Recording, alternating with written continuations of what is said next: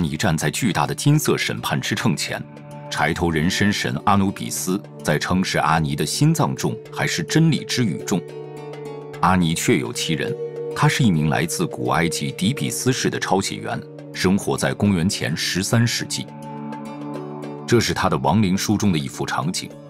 亡灵书是一幅将近24米长的沙草纸，旨在帮他获得永生。最开始，这种葬礼卷轴只为法老而做。不过渐渐的，埃及人开始相信，如果成功地走过那条过道，凡人也能拥有后世。阿尼那漫长而艰难的旅途从他的死亡开始，一群祭司取出了他除了心脏以外的所有器官，把它制成了木乃伊。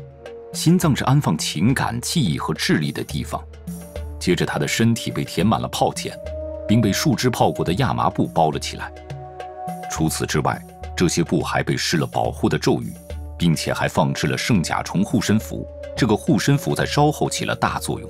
2个月的制作过程是为了让阿尼的身体处在理想状态，这样他的灵魂可以最终与肉身团聚。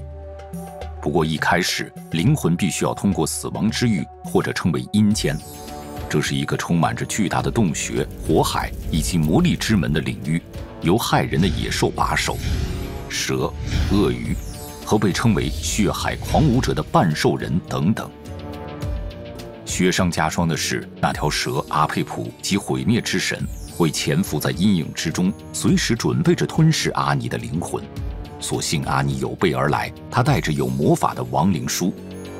就像当时能买得起亡灵书的其他埃及人一样，阿尼定制了他的私人亡灵书，里面写有他觉得有用的咒语、祷词和法典。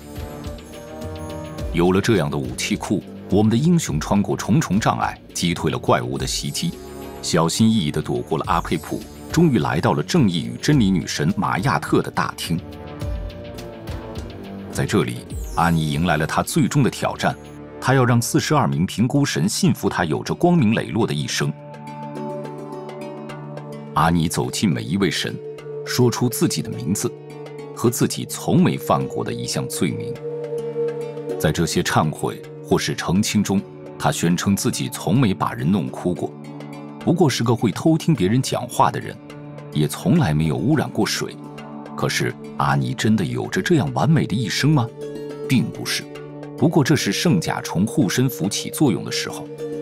护身符里写着“别与我这个见证者为敌”，这会让阿尼的心脏不背叛他，让阿尼想起他偷听邻居吵架或在尼罗河中洗脚的往事。现在是对阿尼之语的审判时刻了，心脏之秤。如果他的心脏比真理之语要重，因为阿尼做的坏事，他会被阿米特，一只鳄鱼头豹身河马尾的怪物吞噬，而阿尼则会永远消失。